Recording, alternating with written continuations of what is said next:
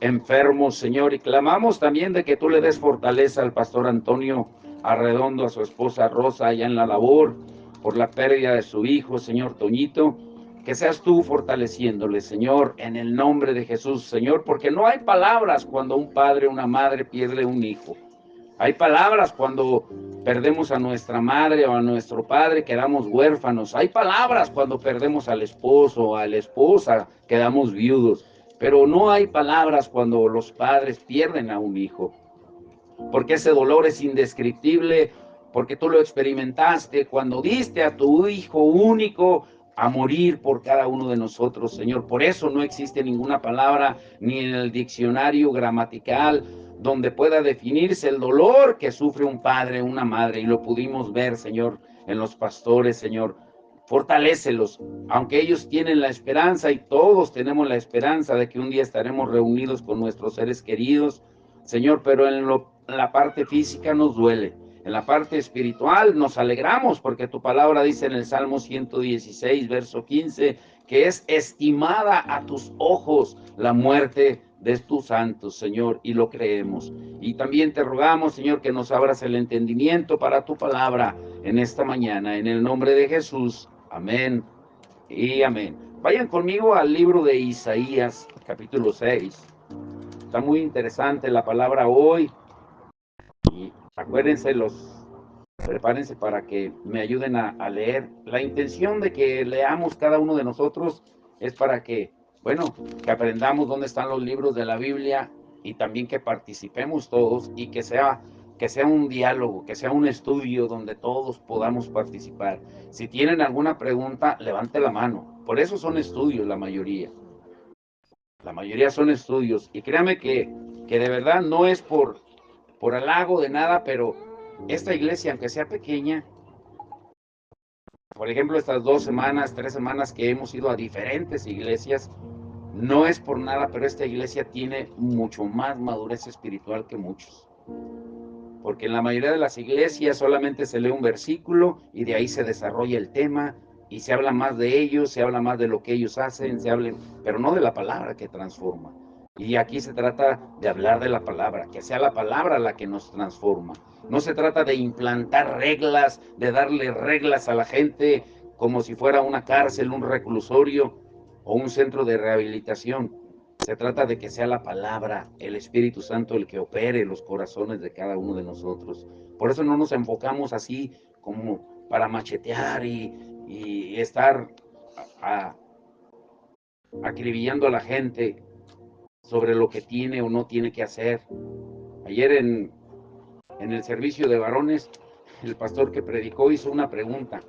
Dice, si ustedes fueran, y tiene que ver con el tema, vaya pensando.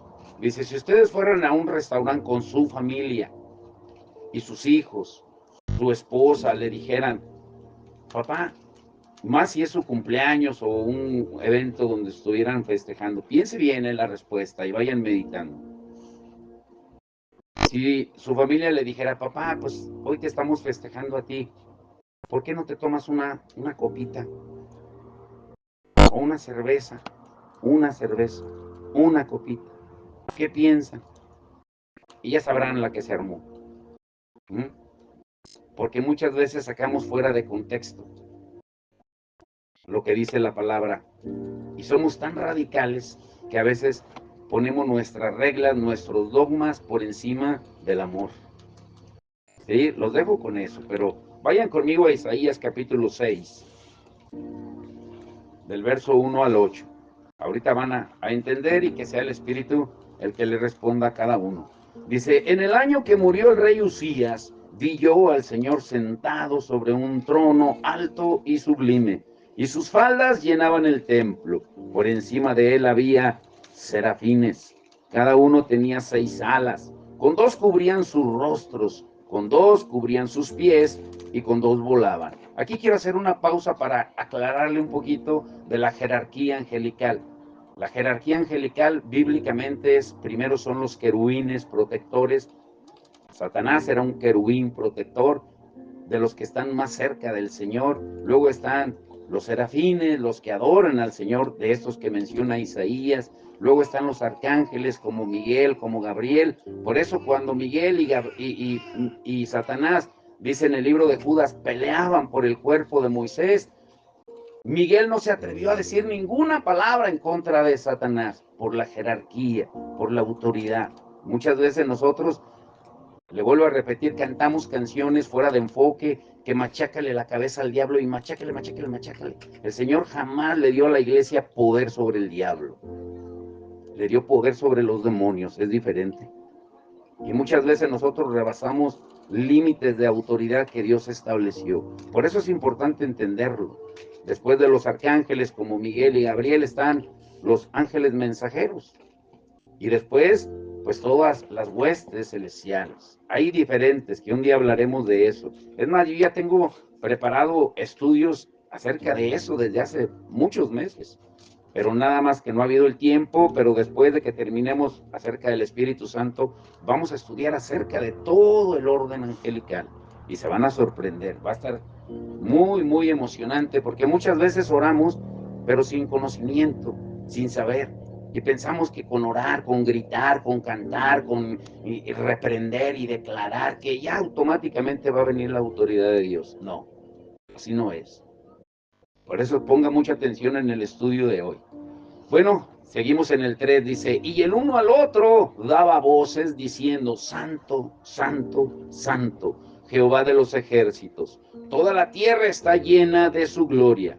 Y los quiciales de las puertas se estremecieron con la voz del que clamaba, y la casa se llenó de humo. Entonces dije, ay de mí que soy muerto, porque siendo hombre inmundo de labios y habitando en medio del pueblo que tiene labios inmundos, han visto mis ojos al Rey, Jehová de los ejércitos. Y voló hacia mí uno de los serafines teniendo en su mano un carbón encendido, tomado del altar con unas tenazas, y tocando con él sobre mi boca, dijo, he aquí que esto tocó tus labios, y es quitada tu culpa, y limpio tu pecado. Y después oí la voz del Señor que decía, ¿a quién enviaré? ¿Y quién irá por nosotros? Entonces respondí yo, heme aquí, envíame a mí. Tenemos que recordar aquí, esto es para sacar una predicación. Hay varias cosas interesantes. Isaías ya era un profeta de muchos años, ya había asistido con reyes y acababa de morir el rey Usías, un hombre que por rebasar la santidad de Dios, por querer hacer algo que no le correspondía, hablando de autoridad, él se metió un día al templo donde ministraban los sacerdotes, y los sacerdotes le dijeron, sálgase rey de aquí, porque no les he permitido a usted ministrar aquí, no es labor suya. Pero él en su rebeldía, en su orgullo, él quiso ministrar y se llenó de lepra, y murió de lepra, jamás se arrepintió. Después de haber sido un rey que hizo tantas cosas por el pueblo, terminó en rebeldía y sin arrepentirse. Y a Isaías le dolió la muerte del rey Usías, pero Isaías era un profeta. Y al hablar de estas visiones nos damos cuenta de que no es hasta que tenemos un encuentro verdadero con Dios que nuestra vida cambia. Escuche bien esto. Muy atentos, hay mucha enseñanza hoy, mucha enseñanza. Tal vez no muchos versículos, pero sí mucha enseñanza en cada versículo. Y el título de hoy es La santidad para hacer lo correcto. ¿Cómo es? La santidad para hacer lo correcto. A ver, dígalo otra vez. La santidad para hacer lo correcto. Lo correcto. No dije lo bien, no dije lo perfecto, sino lo correcto. Hay mucha diferencia en el manejo de palabras. Nosotros a veces confundimos, muchas veces, por ejemplo, la justicia de Dios con la gracia de Dios. Y quiero preguntarles antes de adentrar, ¿cuántas veces en el estudio, cuántas veces se han sentido frustrados porque no tienen una dirección clara de lo que tienen que hacer? Yo soy el primero. Yo me he sentido frustrado muchas veces cuando no tengo una dirección clara de lo que tengo que hacer. Ahora, ¿Por qué tomamos decisiones solo en base a nuestros pensamientos y deseos, pero sin consultar a Dios? ¿O no es verdad que el 90% de las decisiones que tomamos son de acuerdo a nuestras emociones, impulsivas? Pero no en meditación, en pensar y en decir. Algo que tiene el hermano José Luis de Oteros, que a mí me gusta desde que lo conocí. Él, saben, su ministerio es guerra espiritual, y cuando alguien le dice o le llama para pedirle ayuda, su respuesta a mí me edifica y me ha ayudado, porque él siempre dice: déjeme orar y luego le digo. Esa es su respuesta. Carlos lo sabe. Pero el hermano sabe lo que espera Dios de él. Pero ¿qué espera Dios de ti y de mí? ¿Lo sabes? ¿Lo sabemos? El profeta Isaías, hasta que tuvo un encuentro con la revelación de Dios, aún ya siendo profeta por muchos años, solo hasta ese momento entendió y dijo: heme aquí, Señor, ¿qué quieres que haga? Ah, caray, ¿qué no le estaba sirviendo ya al Señor? ¿Qué quieres que haga? ¿Qué esperas de mí? Ahora la pregunta es: ¿qué espera Dios de cada uno de sus hijos, de cada uno de los que estamos aquí? ¿Qué espera? Jesucristo dijo que solamente dos cosas nos iban a caracterizar para que el mundo creyera en Él y para que el mundo supiera que somos sus discípulos. Juan 13:35 dijo que se amen los unos a los otros. Juan 17:21, que sean uno, para que el mundo crea en mí, así como yo y el Padre somos unos. Ahora que falleció el hijo del pastor Antonio, yo platicaba con Isabela el viernes, después de sepultar al joven, de que si la muerte de él no, Dios no la hubiera permitido, jamás hubiéramos estado reunidos, la pastora de aquí de Granados, el pastor Antonio, jamás. Pero esa tragedia nos unió en unidad en el panteón. ¿Sí se dan cuenta cómo Dios a veces torna las cosas malas para bien, para dar un mensaje a la gente? Imagínense la gente que decía: no, es que ellos están peleados y esto y esto. ¿Qué mensaje se le dio a la gente? Un mensaje de unidad y de amor. Pues, ¿qué espera Dios de nosotros? Todos nosotros fuimos creados a imagen de Dios para que pudiéramos reflejar su santidad. Por eso el primer mandamiento es amar a Dios y después amar al prójimo. Porque tú y yo fuimos creados a imagen de Dios. Cuando tú ofendes a alguien que fue creado a la imagen de Dios, ¿a quién estás ofendiendo? Y a ti mismo. Y a ti mismo. Es como si tú mismo te estuvieras escupiendo las palabras que le estás diciendo a aquella persona. Porque fuimos creados a imagen de Dios. Ahora, piensen bien en esta pregunta. Les dije que hay mucha enseñanza. ¿Cuál creen ustedes que es el fin principal del hombre? No estoy diciendo el destino eterno del hombre. Escuche bien la pregunta. El destino eterno del hombre es adorar al Señor por toda la eternidad. Es lo que vamos a hacer, adorarle a Él. Pero ¿cuál es el fin principal del hombre desde que estamos en la tierra? ¿Cuál es el fin? ¿Sí? Y aquí es donde hay mucha confusión. Nuestro fin principal es glorificar a Dios en todo. En todo. Por eso dice Colosenses 3:23, que todo lo que hagamos, lo hagamos como para el Señor y no para los hombres. Pero ¿qué significa glorificar a Dios en este mundo? ¿Qué quiere decir reflejar la santidad de Dios? Significa que nuestra vida esté tan conformada a la voluntad divina que cuando las personas te vean o me vean, que contemplen el amor de Cristo reflejado en ti, en nuestra manera de hablar y en nuestra manera de hacer lo correcto. ¿No le llama la atención que cuando el ángel voló hacia Isaías, lo que le purificó, lo que le quemó fue los labios, su boca? ¿No le llama la atención? ¿Qué nos da a entender? Que la boca es el principal instrumento para pecar. El mismo Santiago dice que el que no peca con sus labios es hombre perfecto. Porque la boca dice que es como una bestia indomable. Nadie la puede domar, solo el Espíritu. ¿Qué quiere decir reflejar la santidad de Dios? Significa que nuestra vida esté conformada a la voluntad de Dios. Ahora, lo crean o no, escuchen, en el mundo las personas que no conocen de Cristo, sin Cristo, anhelan ideas y principios que tú los reflejes. Cuando tú y yo decimos que somos cristianos, los incrédulos, los no creyentes, tienen ciertas expectativas de ti. Esperan que vivas diferente, que hables diferente, que te comportes diferente, ¿cierto o no? Y nos exigen, y luego nos enojamos porque decimos, no, es que quieren verme perfecto y santo. Claro, porque el Señor dice, sean santos como yo.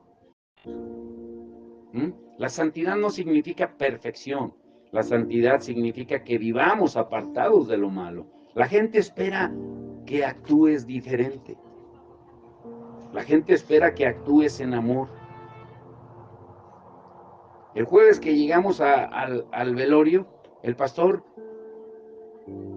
no les voy a hablar de tiempo atrás, sino del presente, pero corrió a encontrarnos a Isabel y a mí y dice, hermano, qué bueno que vino porque el hermano que toca la guitarra no está. Y yo estaba diciendo, Señor, ¿cómo vamos a ministrar sin que haya música? Y me dio un abrazo como pocas veces. Nos recibieron como pocas veces.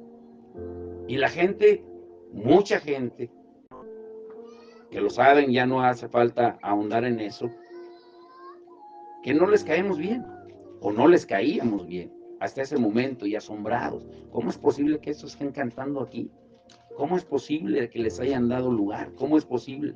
Porque la gente espera algo diferente de nosotros, que no paguemos mal por mal, que seamos diferentes.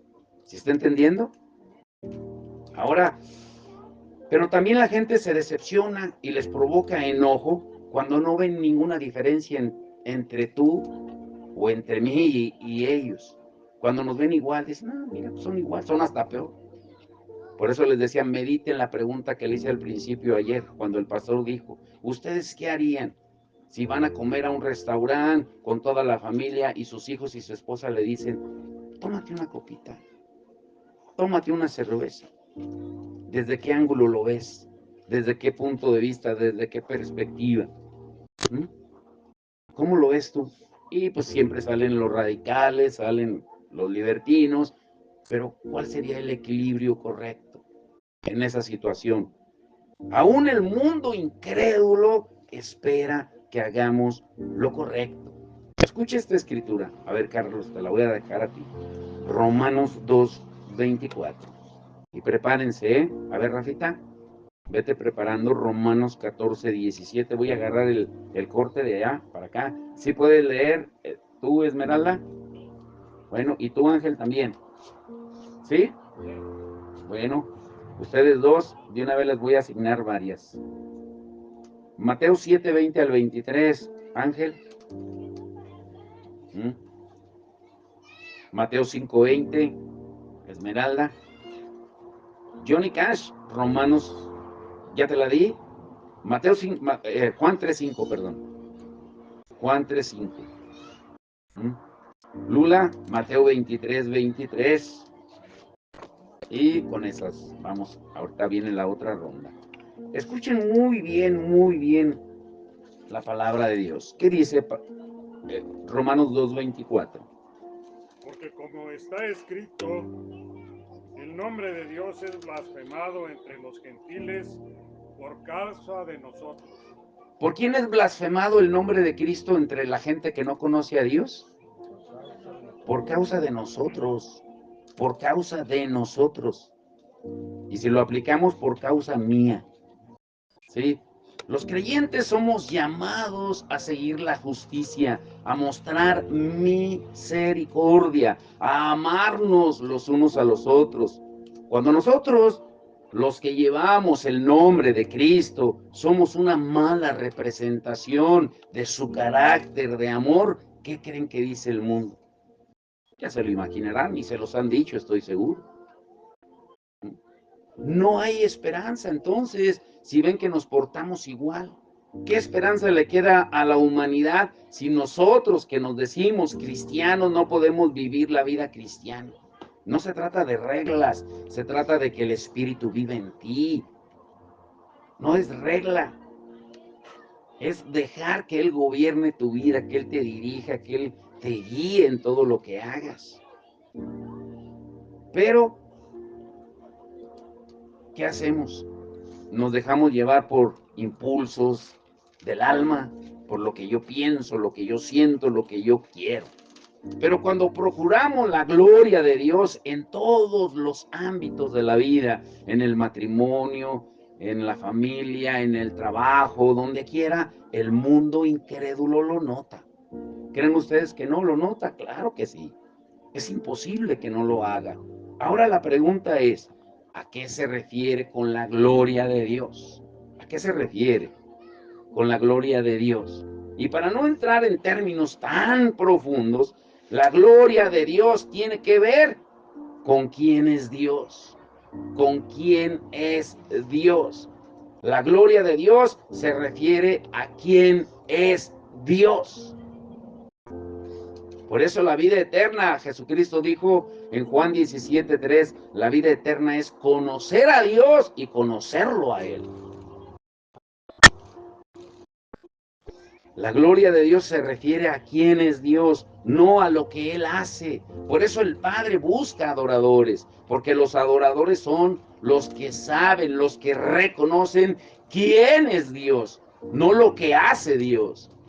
Es fácil alabar a Dios, porque cuando alabamos a Dios, lo alabamos por lo que Él hace, pero cuando lo adoramos por lo que Él es, por quién es Él. ¿Sí entiende esa parte? Todos podemos ser alabadores, pero no todos podemos ser adoradores. ¿Mm? ¿Por qué? ¿Por qué el título del mensaje de hoy? La santidad para hacer lo correcto. ¿Por qué necesitamos la santidad para hacer lo correcto? Cuando la Biblia habla de las acciones de Dios, de lo que Él hace para manifestar su gloria, el término normal es justicia. Justicia. Pero no la justicia que nosotros pensamos o conocemos, humana. La justicia de Dios, que es muy diferente. Muy diferente.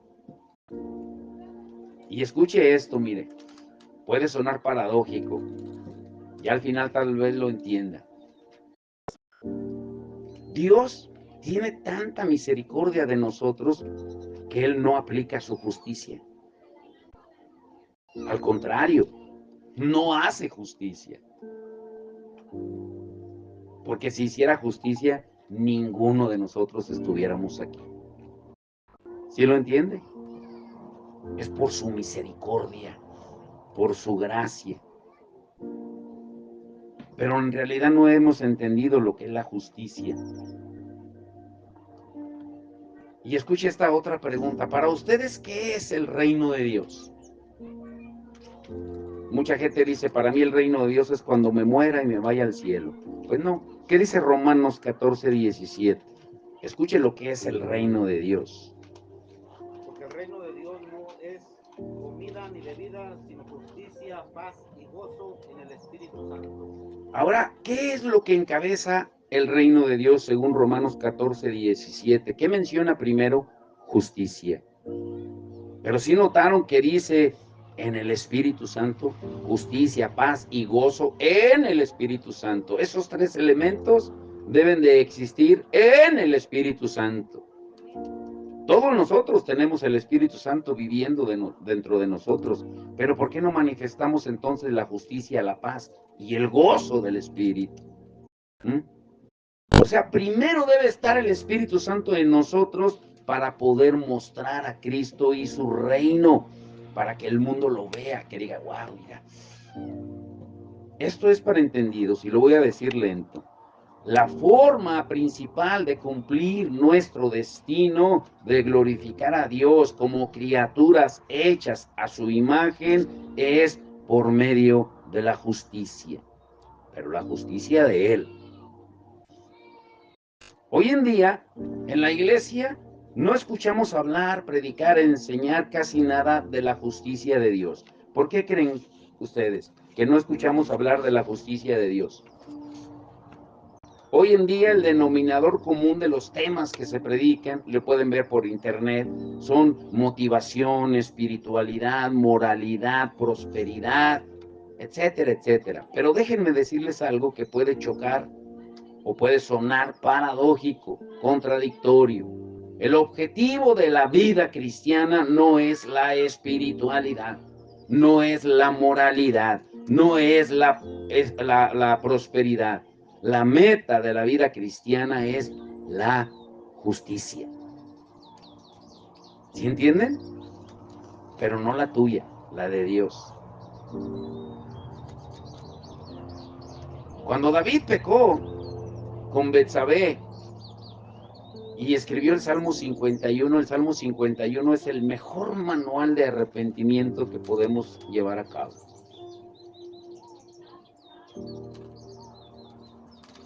Y también cuando David hizo un censo en el pueblo y el profeta fue y lo amonestó, le dice, mira, pecaste porque no confiaste en Dios, confiaste en tus fuerzas. ¿Para qué contabas al ejército? Dios se enojó por eso, Le estoy parafraseando. Y le dice el profeta, ¿qué eliges, David? ¿La justicia de Dios o la justicia del hombre? Dice, no, la de Dios, porque el hombre es cruel. La de Dios, claro, por supuesto. Pero aún así, Dios muestra la misericordia. Vuelvo a repetirle, si Dios aplicara su justicia, ninguno de nosotros estaríamos aquí. Él aplica misericordia en cada uno de nosotros. Ahora, esta pregunta es interesante. Escuchen bien.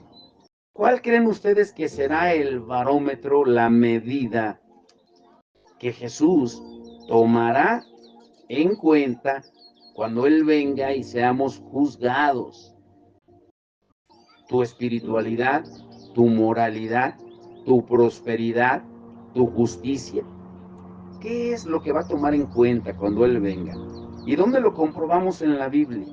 Antes de leerlo, esta escritura ha sido tan mal explicada porque algunos piensan que se trata de obras para ganar el cielo. No, se trata de justicia para mostrar a Cristo. ¿Y cuál es? Yo se las quiero leer. Vayan conmigo a Mateo 25.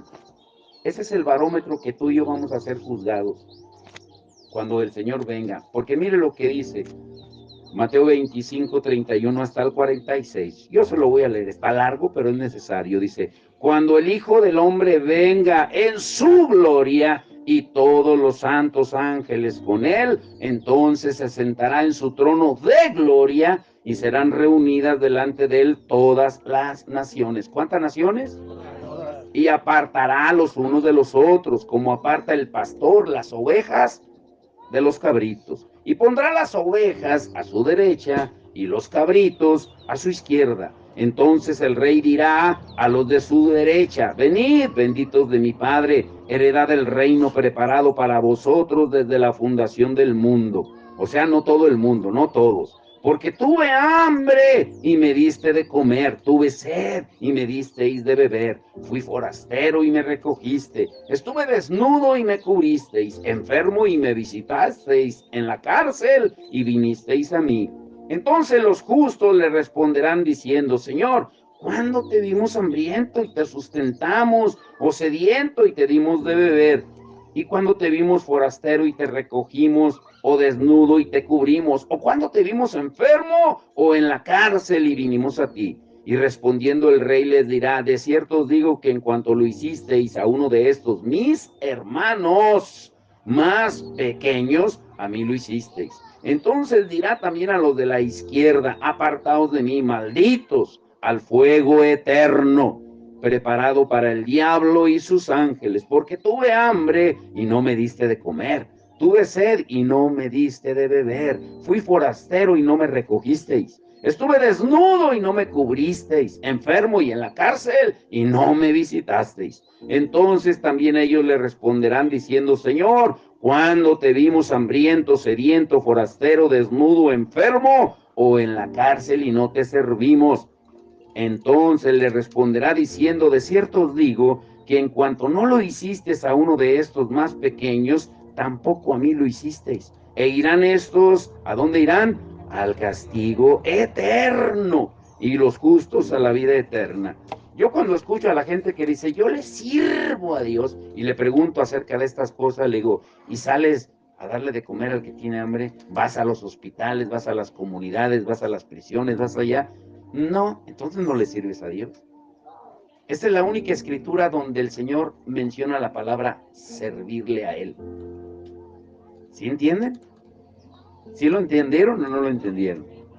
Pero muchas veces nos ufanamos, presumimos, yo le sirvo a Dios.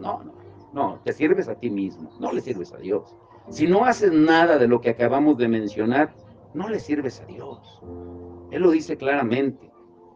O sea, no tratamos de hacer esfuerzos espirituales, de buscar poder, dones o disciplinas espirituales para poder ser espirituales, como hoy en día la iglesia está encerrada, sino los procuramos para poder ser justos, para manifestar la justicia de Dios. La espiritualidad es un medio para el fin de la justicia de Dios. La moralidad se puede practicar sin tener en cuenta la gloria de Dios. ¿Cuántas veces han escuchado a la gente que dice, es que yo no le hago mal a nadie, yo no le hago mal a nadie, yo me porto bien? Por eso hay tanto religioso que nunca hace justicia, que está encerrado en sus reglas, en sus métodos.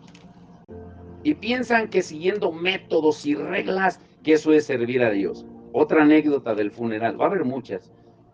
El jueves, después de que se terminó el hermano de predicar, estaba otro hermano, no digo su nombre, pero yo pensé que él se iba a parar a cantar y lo vi y dije, no, es que ahorita es el momento para que la palabra con adoración a Dios llegue a la gente. Yo me paré y empecé a cantar otra vez.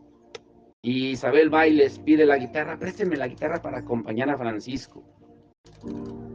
¿Cuál creen que fue la respuesta? Son hermanos, son pastores. Su respuesta fue, es que ya nos vamos, porque nosotros sí respetamos el tiempo del culto. El culto en un funeral no tiene fin, por si no lo saben. Es un funeral. El mejor momento, el mejor tiempo para predicar es un funeral. Pero la religiosidad siempre la imponemos en lugar de ganar las almas para el Señor. No hay un momento más sensible para predicarle a la gente que en los funerales y en los hospitales. Pero nuestra religiosidad nos gana, porque pensamos que nuestra justicia es mayor que la justicia de Dios. Ahora, ¿qué provecho hay en que una persona haga tantas cosas espirituales si no practica la justicia nunca? Jesús lo dijo mejor. A ver, ¿a quién le tocó, Esmeralda? Mateo 7, 20 al 23, o no sé a quién le tocó. Ángel. Escuche bien lo que Jesús dice. Esto es para temblar. Sí. Así que por sus frutos los conoceréis. No todo el que me dice Señor, Señor, entrará al reino de los cielos, sino el que hace la voluntad de mi Padre que está en los cielos. Muchos me dirán en aquel día, Señor, Señor, nos profetizamos en tu nombre y en tu nombre echamos fuera demonios y en tu nombre hicimos muchos milagros. Y entonces les declararé, nunca os conocí, apartaos de mí, hacedores de maldad. ¿Sí se dan cuenta? No es tu espiritualidad la que te va a salvar. Estos hombres de los cuales menciona ahí, dice que eran muchos, hacían milagros, predicaban y todo lo hacían aparentemente bien, porque lo hacían en el nombre de Jesús. Pero sin embargo él dice, nunca los conocí. Nunca los conocí. ¿Por qué? ¿Qué leímos en Mateo 25, 31 al 46? Por cuanto lo hiciste a uno de esos, a mí lo hiciste. No se trata solamente de creernos el ángel Gabriel o el ángel Miguel. Jamás debemos de apoyarnos en nuestros propios méritos para entrar en el reino de Dios. Es solo por la justicia de Cristo que podremos y vamos a comparecer un día delante de Él. Él es un Salvador justo, cuya justicia nos redime. Es el mismo que nos llama a la justicia. Ahora, escuchen esta pregunta. Para ti, ¿qué es vivir en la justicia de Dios? Para ti, ¿qué es vivir en la justicia de Dios? Tal vez digas, ni siquiera es ir a los hospitales, ni siquiera es hacer las cosas, porque las puedes hacer con una mala intención. Ni siquiera es que alimentes a la gente o que le lleves ropa a la gente, que vayas a las comunidades o que prediques o hagas milagros como leyó Ángel. Para ti, ¿qué significa vivir en justicia? Nunca se les olvide esta escritura. Juan 14:15. ¿A quién le tocó? Juan 14:15. ¿No se las di a nadie? A ver, léanla, el que la tenga. Juan 14:15. Así de simple, así de cortito. Si de verdad lo amamos, vamos a guardar sus mandamientos. Ahora, escuchen esta otra pregunta. ¿Cuál es el mayor mandamiento de la iglesia? No individual. El individual es sed santos como yo soy santo. Estoy hablando de la iglesia en general. El mayor mandamiento olvidado de la iglesia hoy en día. En conjunto, en general, de la iglesia en el mundo. El mayor mandamiento olvidado es la gran comisión, es un mandato.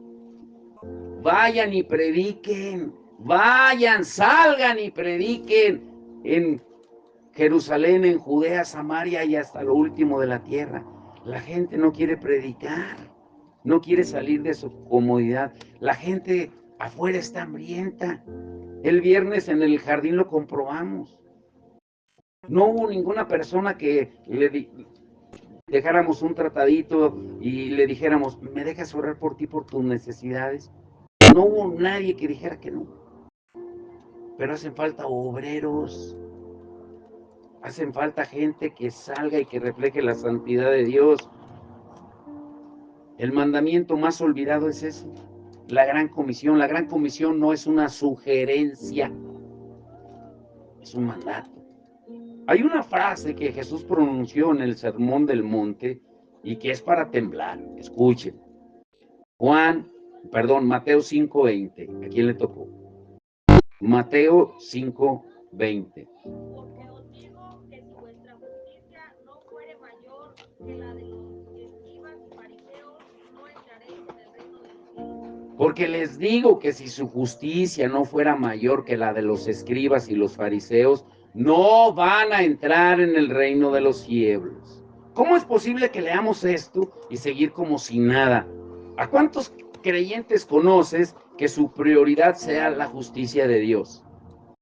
¿Cuántos conoces? ¿Cuál es el enfoque del Sermón del Monte en los capítulos 5, 6 y 7? El enfoque es el reino de Dios. ¿Y qué es el reino de Dios? Lo leyó Rafa, Romanos 14:17. Justicia, paz y gozo en el Espíritu Santo. O sea, lo podemos resumir en palabras claras como: cuando hacemos justicia, eso te va a traer paz. Cuando tienes paz, nuestras vidas van a estar llenas del gozo en nuestro interior. Una cosa lleva a la otra. Pero para poder hacerlo, necesitamos nacer de nuevo en el Espíritu. Porque la justicia, la paz y el gozo solamente es, como lo leyó Rafa, en el Espíritu Santo, no en ti. Y para poder hacerlo, necesitan nacer de nuevo. Como Jesús le dijo a Nicodemo en Juan 3:5. Nicodemo era un fariseo. De fariseos, conocía la ley, conocía la palabra, pero no conocía el Espíritu. Y Jesús le dijo, tienes que nacer del Espíritu para que puedas entender. Ahora, leo otra vez, no, ya se fue Esmeralda, Mateo 5:20. Otra vez, Mateo 5:20. Porque os digo que si vuestra justicia no fuere Ahora, aquí está una pregunta muy interesante, porque podemos leerlo así, pero ¿cuánta justicia o de qué justicia habla de que tenían los escribas y fariseos? ¿Cuál era? ¿Saben qué significa la palabra fariseo? ¿Sí saben lo que significa la palabra fariseo? Suena paradójico, ¿eh? El significado de la palabra, porque fariseo significa apartado o separado. O sea, lo mismo prácticamente que santidad. Santidad significa apartado para Dios. Fariseo significa apartados o separados. Pero ellos se preocupaban por las cosas externas, por su protagonismo, sus exhibiciones de justicia, mientras descuidaban sus corazones y sus almas. ¿Cómo se refería Jesús a ellos? ¿A quién le tocó Mateo 23:23? ¿Qué dice? Mateo 23:23. Ay de vosotros, escribas y fariseos, hipócritas, porque diezmáis la menta y el eneldo y el comino, y dejáis lo más importante de la ley, la justicia, la misericordia y la fe. Esto era necesario hacer sin dejar de hacer aquello. Ahora tenemos que tener mucho cuidado en interpretar esa escritura que leyó Lula. Para Jesús la justicia y la misericordia estaban por encima incluso de diezmar, pero eso no significa que podamos comparecer delante de Dios en el día del juicio y justificarnos y decirle, Señor, yo sé que te robé en el diezmo y la ofrenda, pero es que me preocupaban cosas más importantes. Estaba tan involucrado en trabajar por la justicia, en mostrar misericordia y amor, que se me pasó por alto el diezmar y el ofrendar. ¿Me perdonas, Jesús? No, así no aplica. Cuando Jesús habla de los asuntos de mayor y menor importancia de la ley, él no quería señalar que las cuestiones menores fueran opcionales. ¿Cuántos me están entendiendo? Antes de continuar, escuche esto. Según los estudios, esto es para temblar.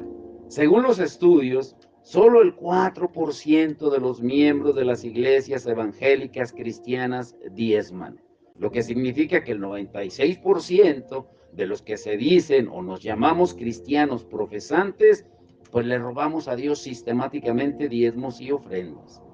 Y lo que resulta relevante, importante, es que aunque para Jesús el diezmo era parte de la ley, no lo consideró como el asunto de mayor peso. Él afirmó que los fariseos eran tan escrupulosos que diezmaban hasta lo más mínimo, cuando dice de un comino, de un eneldo, pero que omitían cuestiones legales de mayor importancia. O sea, en palabras entendibles, la totalidad de la idea es que esos fariseos reprendidos, al menos diezmaban.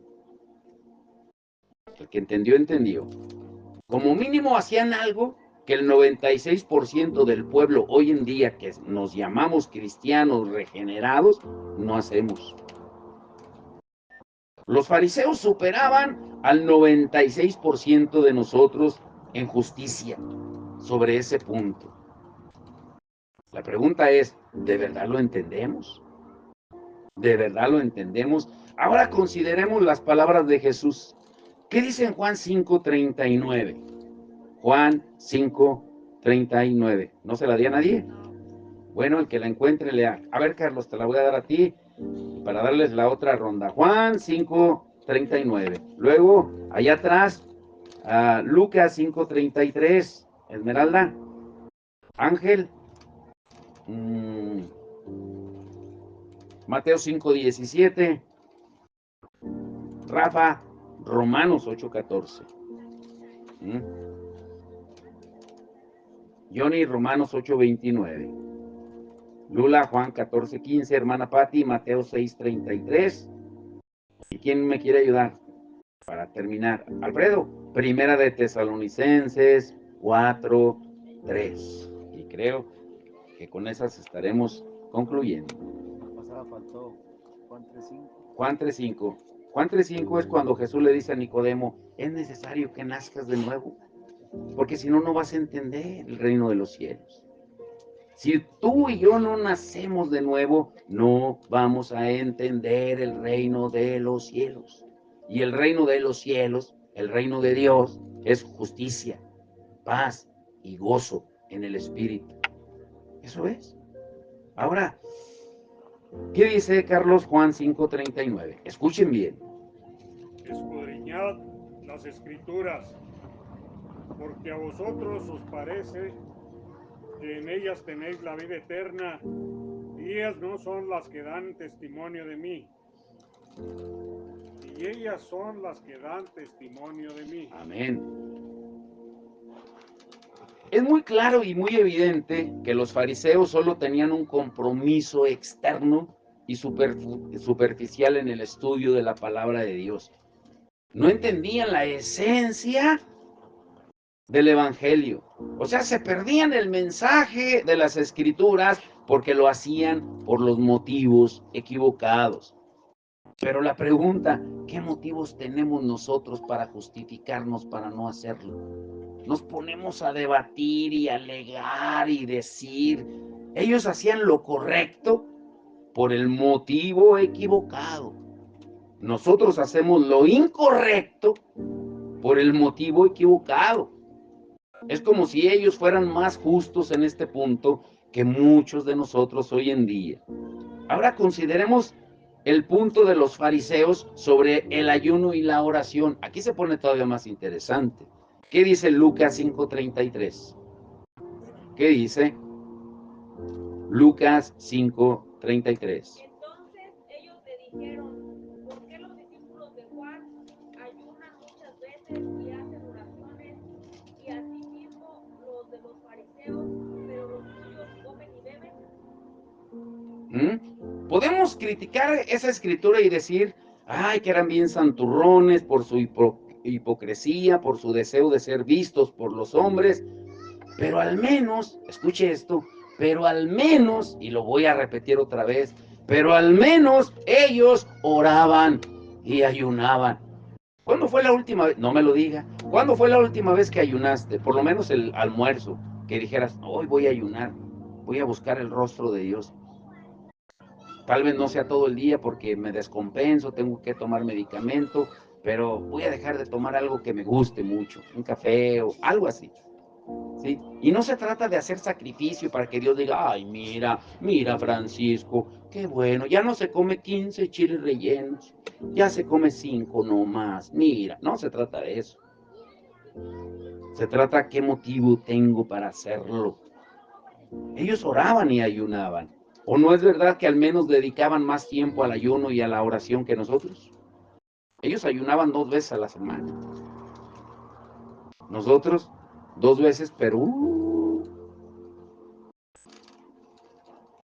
¿sí están captando la idea? Toda esa rigurosa disciplina de los fariseos en la búsqueda de la justicia está casi ausente en nosotros. Por eso el título, sin la santidad de Dios, jamás vamos a hacer lo correcto, porque lo vamos a hacer por los motivos equivocados. Cuando Jesús afirma, muy atentos aquí, cuando Jesús afirma que nuestra justicia tiene que ser superior a la de los fariseos, no nos está alentando a mantener el espíritu de la ley. Si ellos ayunan 2, yo voy a ayunar 4. Si ellos oran 1 hora, yo voy a orar 2. No, no, no, no, no. Lo que está diciendo, lo que está declarando es que la justicia auténtica hace todas estas cosas, pero lo hace correctamente, con el motivo correcto. La santidad es la única que nos lleva a hacer lo correcto. Y la santidad tiene un nombre. La santidad es el Espíritu Santo. ¿Cuánto lo entendieron? El único que puede producir la santidad, ¿cómo se llama? Espíritu Santo. Por eso se llama Santo, Espíritu Santo. Y si le quieren poner un nombre, es Emmanuel, es Dios con nosotros. Él es Emmanuel, el Espíritu Santo. El Hijo es Jesús, el Espíritu Santo es Emmanuel. El Padre es Jehová. Todos tienen nombre, pero actúan diferente. Ahorita el que está obrando en nosotros, ¿quién es? ¿Jehová? ¿Es Jehová? ¿Es Jesús? ¿Es el Espíritu Santo? Es el Espíritu Santo representando a los tres. Al amor del Padre, a la gracia del Hijo y al poder del Espíritu. No vamos a poder hacer nada sin los tres. Necesitamos el amor del Padre, necesitamos la gracia del Hijo, pero el poder del Espíritu Santo para poder vivir nuestra vida diaria, para hacer lo correcto. Ahora, claro que es adecuado leer la Biblia, ofrendar, diezmar, ayunar, orar, adorar, pero si tu corazón no está como es debido, tus obras externas no se van a considerar justas. A Dios le interesa tanto lo externo como lo interno. Escúchenlo bien. Jesús exige el fruto real de la justicia auténtica. Y lo leyó Ángel en Mateo 7, 20 al 23. Porque algunos van a decir, yo prediqué, yo gané almas, yo hice, yo. Y el Señor va a decir, apártate, yo ni te conozco. ¿Quién eres tú? ¿Sí entienden esa parte? ¿Saben algo que me impactó en el evento de matrimonio en los que fuimos? El pastor que vino, Bernardo Mateos, él tiene iglesias en El Salvador, en Guatemala, en Honduras, en Tamaulipas, en Guerrero, en San Luis Potosí, y no sé en cuántas partes más, en Florida y varias partes de Estados Unidos. Y los que fueron, ¿recuerdan alguna vez que haya mencionado alguno de esos logros humanos? No. Es más, ni levantó ni ofrenda, ni cobró ni viáticos como otros que han venido y que han dividido. O sea, la sencillez y la humildad debe de caracterizar. Todo es para gloria de Dios. Todo lo contrario, el domingo fue a Valle a predicar, el pastor de Valle, no digo su nombre por respeto, pero una falta de ética tremenda, ni siquiera lo presentó, ni las gracias le dio. Así de ese tamaño. ¿Se dan cuenta qué equivocados estamos? Porque pensamos que nuestra posición es la que nos posiciona delante de Dios. No, ni tus obras, ni tu posición, ni tus títulos. Lo único que nos posiciona delante del Señor es el sello del Espíritu. Él lo que va a reconocer es su Espíritu en ti y en mí. Si no lo tienes, olvídate. Por eso es un sello, por eso son las arras, por eso son la garantía. Pero de verdad, obra en nosotros el Espíritu. Jesús exige el fruto real de la justicia auténtica. Y el fruto solamente lo puede dar ¿quién? El Espíritu. El fruto del Espíritu, ¿qué es? Amor, gozo, paz, fe, bondad, mansedumbre, templanza, dominio propio. Eso es lo que Él va a ver en nosotros. No va a ver tus obras. Él va a ver el fruto del Espíritu en ti y en mí. Ahora, escuchen esta pregunta. ¿Cuál es el prerequisito absoluto para que entremos en el reino de Dios?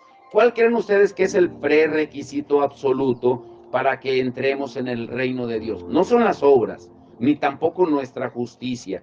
¿Cuál creen ustedes que sea? ¿Sí me entendieron la pregunta? ¿Cuál creen ustedes que sea el prerequisito para entrar en el reino de Dios? No son tus obras, no son tu justicia, no es lo que tú haces, sino que la justicia de Dios nos sea imputada. La palabra imputada es que nos sea dada por fe. Jesús es nuestra justicia, pero solamente para aquellos que se arrepienten, que nacen de nuevo y que depositan su fe genuina y sinceramente en Él. Él no reparte la justicia como si estuviera repartiendo papas.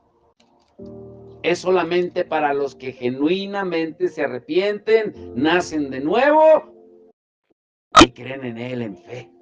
Porque sin fe es imposible agradar a Dios. ¿sí? A esos es a los que Dios les imputa, les da su justicia. Ahora, ¿qué significa? Eso está bien interesante. que si Dios ha acreditado a nuestra cuenta la justicia de Jesús, tenemos una justicia que sobrepasa cualquier justicia con la que los escribas y los fariseos soñaron jamás.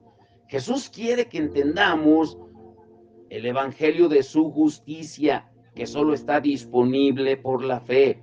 Les vuelvo a repetir, porque sin fe es. Por eso, el reino de Dios es justicia, paz y gozo en el Espíritu Santo. Jesús mismo, Él pagó nuestra entrada al reino. Por eso Él pudo decir esto. Aquí le tocó Mateo 5:17. ¿Qué dice? No penséis que he venido para abrogar la ley o los profetas. No he venido para abrogar, sino para cumplir. Y podría haber añadido Jesús en esa escritura: miren, yo vine a cumplir la ley por ustedes, he tomado su lugar bajo la ley, he obedecido cada punto, cada coma, cada jota, cada tilde, cada mandamiento que el Padre les dio a ustedes, yo lo he cumplido por ustedes, no para mi propio beneficio, no por mi propia redención, ni por mi propia entrada al reino de Dios, lo hice por ustedes. Esa justicia es la que deben poseer para entrar en el reino de mi Padre. Ahora, no se pierdan en esto último. ¿Cuál debe ser la principal prioridad del cristiano? Tu principal prioridad, mi principal prioridad. ¿Cuál debe de ser? ¿Cuál debe de ser?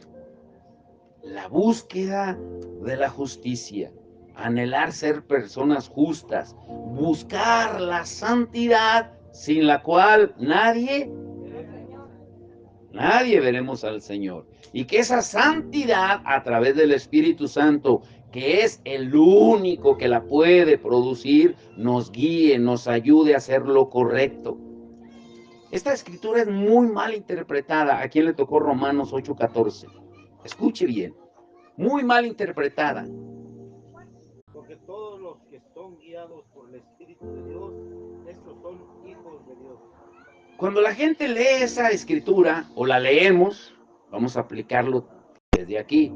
Muchas veces pensamos que va a venir el Espíritu y te va a agarrar de la mano como un niño de kinder, y te va a estar llevando así, como si fueras a caminar, a cruzar la calle, y el Espíritu te va a agarrar de la mano y te va a llevar por allá. No. A lo que se refiere es que la santidad en ti va a hacer huir las tinieblas alrededor de ti. Él te va a guiar. Vas a mostrar el fruto del Espíritu en ti. La santidad que viene por medio del Espíritu Santo refleja su carácter. Él te va a guiar no a través de obras, sino a través del carácter de Cristo que va a producir en ti. Por eso el fruto del Espíritu es... ¿Ya se les olvidó? El fruto del Espíritu es amor, gozo, paz, paciencia, fe, bondad, mansedumbre, templanza, dominio propio.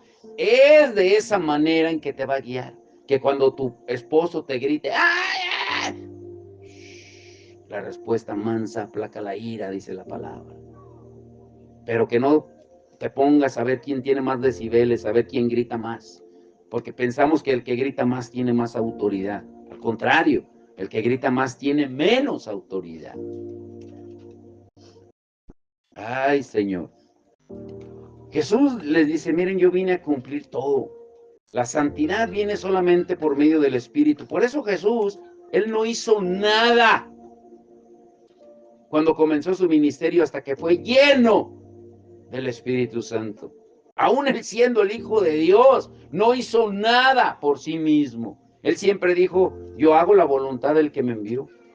Padre, no se haga mi voluntad, sino la tuya. ¿Y cómo Él conocía la voluntad del Padre? A través del Espíritu. ¿Cómo vas a conocer tú la voluntad de Dios? ¿A través de quién? Él es el que nos va a revelar todas las cosas.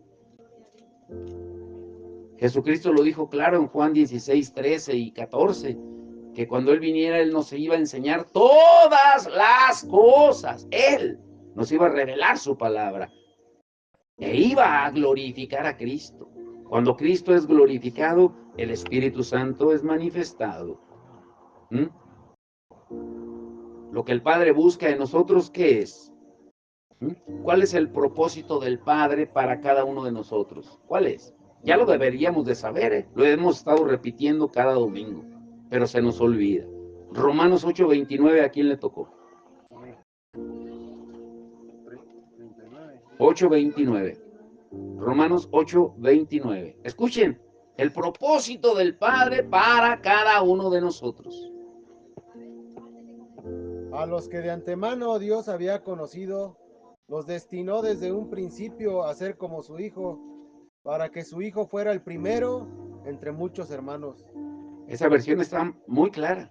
La otra versión, Reina Valera, dice que Él quiere transformarnos a la imagen de su Hijo. Él quiere que seamos como su Hijo. ¿En qué? En imagen, en carácter.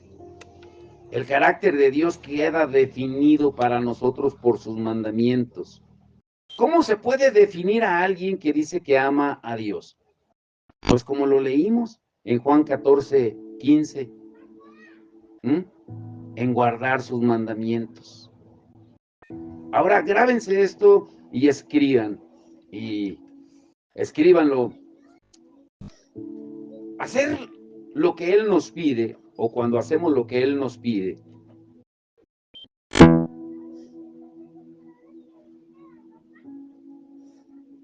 ¿qué es para ti?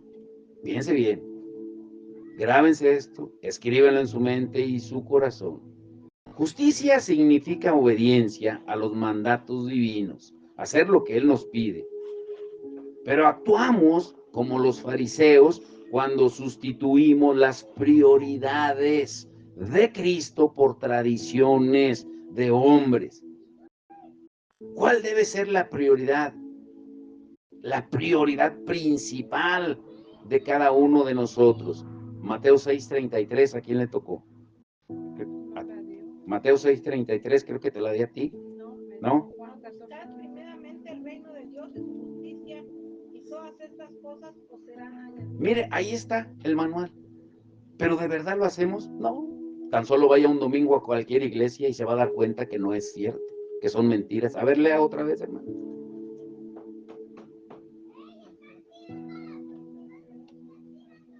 Mas buscad primeramente el reino de Dios. Mas buscad primeramente el reino de Dios. ¿Y qué? Y su justicia. ¿Y qué? Y todas estas cosas os serán añadidas. ¿Sí se da cuenta? ¿Pero de verdad lo hacemos? No. No, siempre otra cosa ocupa lo principal. ¿Sí lo notaron? Su justicia. Ahora, ¿cuál es la voluntad de Dios para nuestra vida? Primera de Tesalonicenses 4:3. ¿A quién le tocó?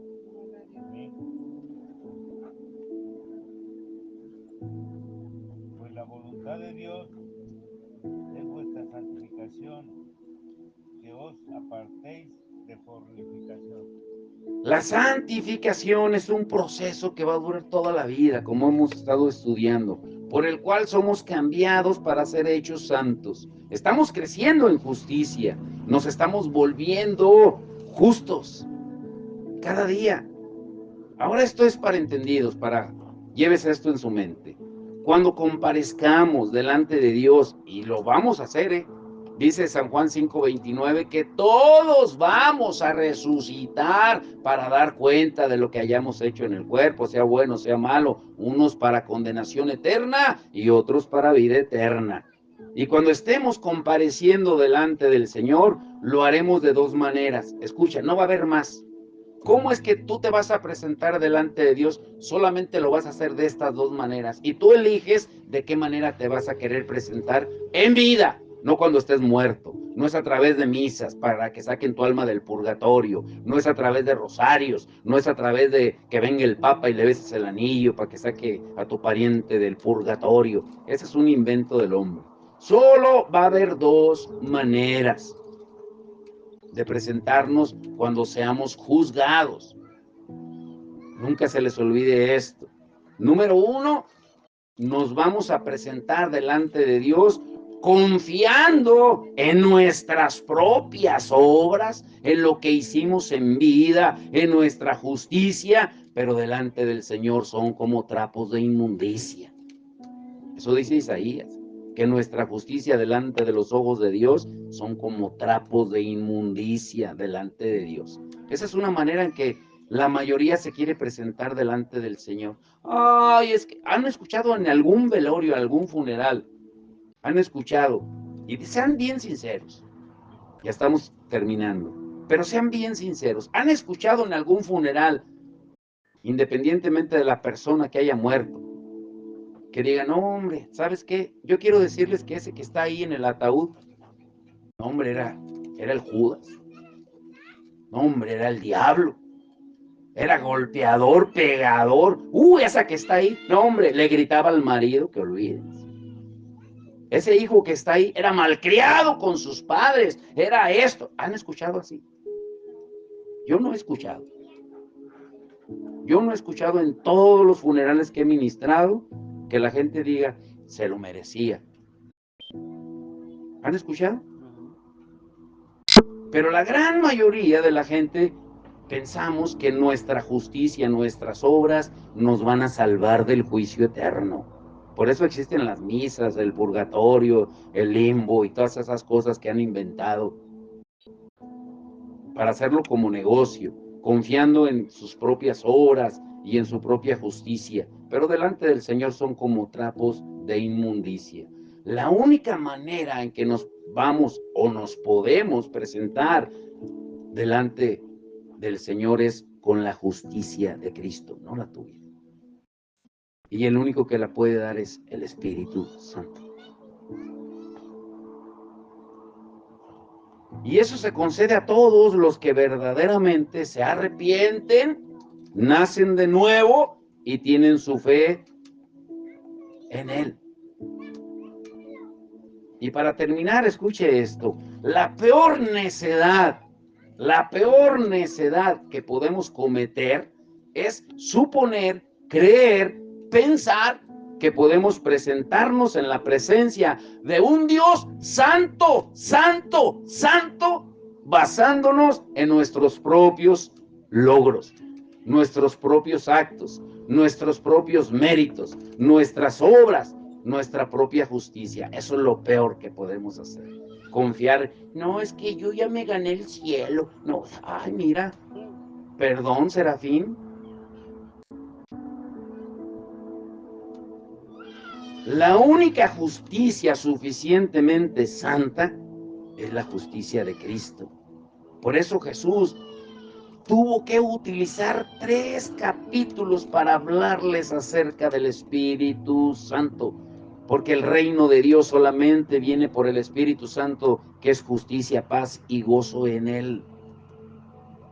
Jesús tuvo que hablarles en San Juan 14, San Juan 15, San Juan 16 acerca del Espíritu Santo para que les quedara bien claro que no iban a poder hacer nada sin el Espíritu Santo.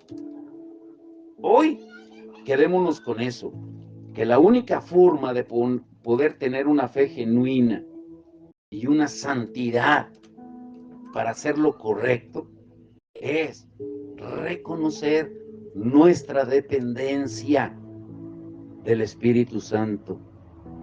¿Sí lo entendió? Reconocer nuestra dependencia del Espíritu Santo para tener una fe genuina y la santidad para hacer lo correcto, porque el único que produce la santidad, ¿quién es? Y no vas a poder hacer lo correcto sin el Espíritu Santo. Así de simple. Jesucristo jamás hizo nada en sus propias fuerzas. Inmediatamente después que fue bautizado en Mateo 3:17, en Mateo 4:1, fue llevado por el Espíritu al desierto a tener una lucha con Satanás, a ser tentado por las tentaciones que le ofreció el diablo. Y después de ahí dice en Lucas 4:18 que regresó en el poder del Espíritu Santo. Tú y yo no vamos a poder hacer nada si no nos arrepentimos primero de la vida disoluta que hemos llevado y que estamos viviendo aún siendo creyentes. ¿Saben qué más impresiona de un creyente? Que va a ser parte de lo que vamos a ver el otro domingo. ¿Qué es lo que más les impresiona de un creyente? A ver, piensen.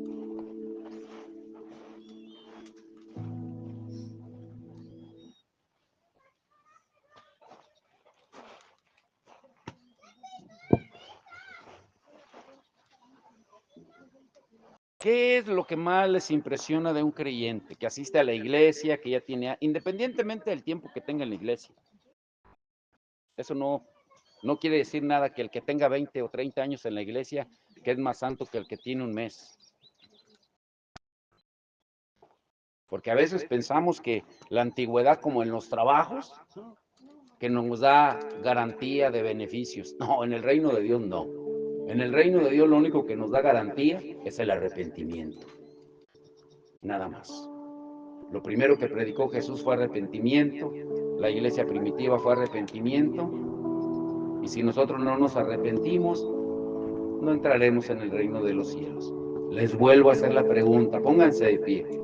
¿Cuál creen ustedes que sea lo más grave, pero a la vez lo que pasamos con más, así como sin nada en la iglesia? Que comparte la palabra y hace lo contrario. No, bueno, sí, tienes parte de la respuesta, sí, tienes parte de la respuesta. Pero ¿saben qué es lo que más impresiona dentro de los creyentes? Que en lugar de reflejar la esencia de Dios, que es el amor, del amor se deriva todo lo demás. Porque como dice Pablo en 1 Corintios 13, si no tenemos amor, así prediquemos, nos demos en sacrificio, nada somos. Si hablamos en lenguas, tenemos profecía, tenemos mucha revelación de la palabra. Si no tenemos amor, nada somos. Esa es la esencia de Dios. 1 Juan 4:8 dice que el que no ama es porque no ha conocido a Dios. Pero ¿saben qué es lo que más impresiona de los creyentes? En cualquier iglesia, no solo en esta, de cualquier iglesia, lo que predomina es la mentira. ¿Es la qué? Y la mentira en todos los ámbitos. Mentira con el esposo, mentira con el padre, mentira con los hijos, mentira con el trabajo, mentira en todos los ámbitos. En todos los ámbitos. ¿Y saben por qué? Porque Satanás es el padre de mentira. Y a Satanás solo se le puede vencer a través del Espíritu Santo. Tú no lo vas a vencer. Es a través del Espíritu Santo. Por eso hoy reconozcamos la santidad del Señor. Solo tú eres santo,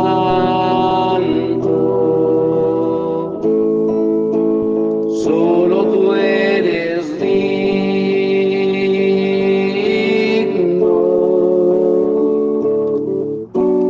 tú eres hermoso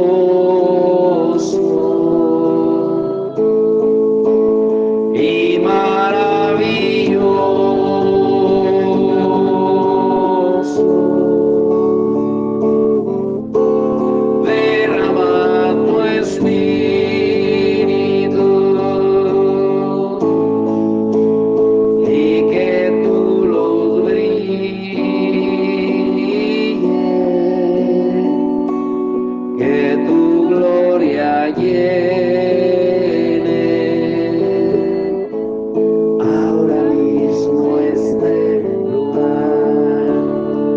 Reconocer la santidad de Dios en este lugar.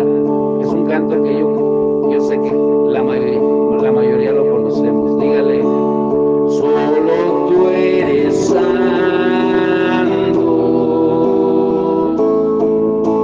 solo tú eres digno,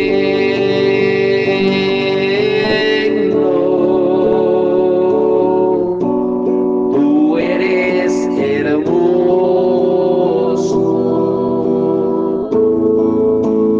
y maravilloso.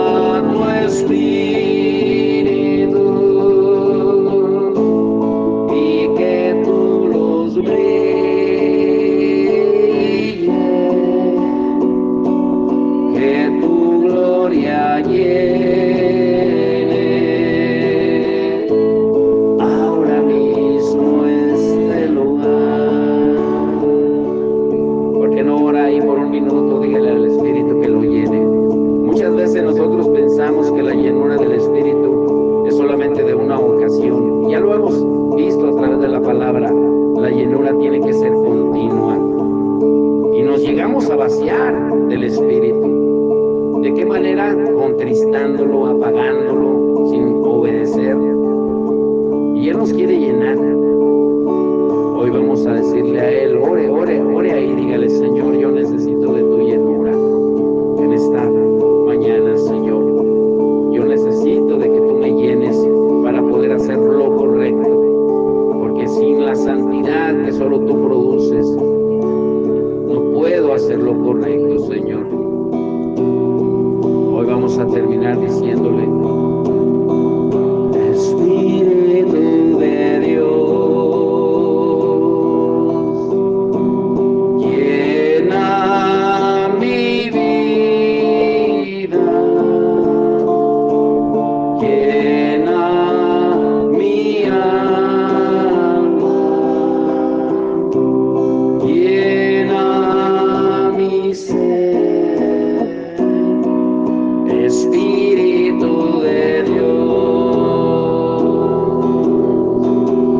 Llena mi vida, llena mi alma, llena mi ser. Oh, lléname, lléname con tu presencia, lléname, lléname con tu poder, lléname, lléname con tu amor. Dígale bien fuerte. Oh, lléname, lléname con tu presencia, lléname, lléname con tu poder, lléname, lléname con tu amor. Señor, hoy necesitamos de la llenura de tu Espíritu Santo, Señor, más que nunca, porque no podemos hacer nada si Él no nos guía, así como tú no hiciste nada en tu vida sin el Espíritu Santo, Señor. Que hoy también nosotros entendamos que necesitamos esa dependencia de Él, que no vamos a poder hacer nada por nuestras propias fuerzas, por lo que pensamos, por lo que sentimos, por lo que creemos que es correcto, porque la única manera de hacer lo correcto es a través de la santidad que produce tu Espíritu Santo. Hoy lo reconocemos. Dígale una última vez, Espíritu de Dios. Dígale fuerte. Llena mi vida, llena mi alma, llena mi Espíritu de Dios,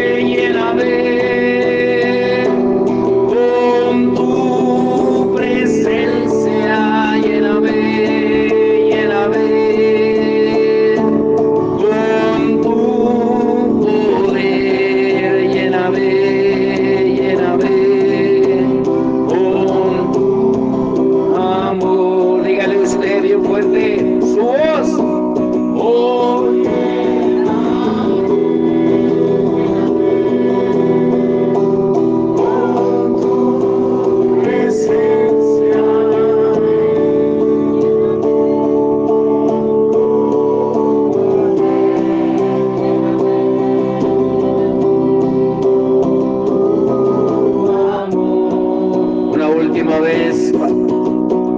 Oh, lléname, lléname.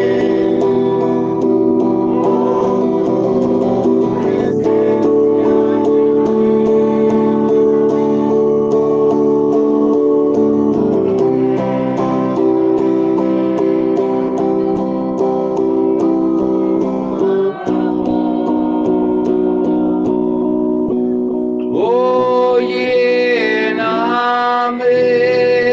lléname con tu presencia, con tu poder, con tu amor.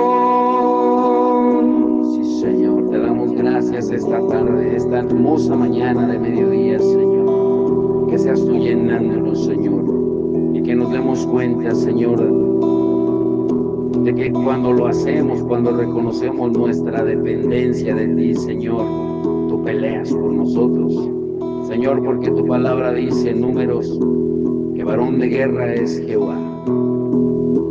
En Números 14:3, Señor, varón de guerra es tu nombre, Señor. Y en Apocalipsis dice que el Cordero de Dios es el león de la tribu de Judá, Jesucristo. Señor, y también Zacarías 4:6 dice que no es con espada ni con ejército, sino con tu Santo Espíritu. Y hoy queremos terminar declarando: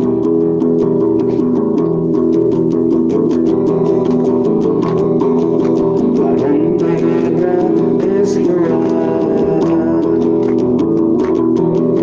Varón de guerra es Jehová. Varón de guerra es Jehová.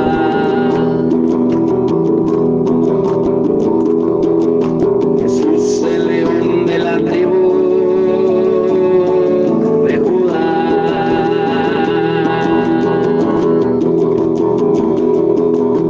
Varón de guerra es Jehová. Varón de guerra es Jehová. Jesús, el león de la tribu de Judá. Y la lucha no es con espada ni con ejército, es con su Santo Espíritu. Y la lucha no es con espada ni con ejército, es con su Santo Espíritu. Vamos a decirle una vez más: varón de guerra es Jehová. Varón de guerra es Jehová.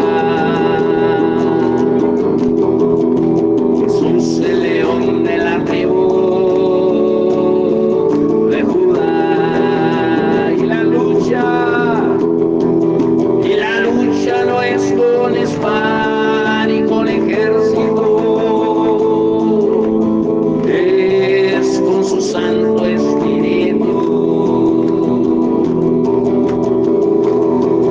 Y la lucha no es con espada ni con ejército,